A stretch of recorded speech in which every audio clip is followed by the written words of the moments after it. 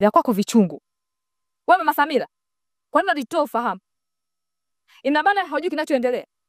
Sikijui. Sasa basi utakiona.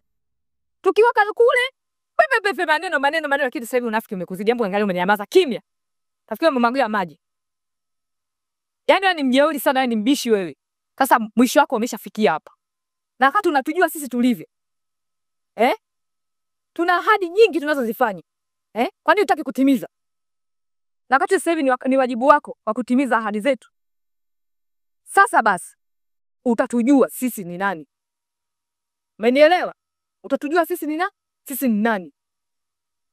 Kabla halijafika ngazi za juu, nataka majibu ndani ya masaa mawili.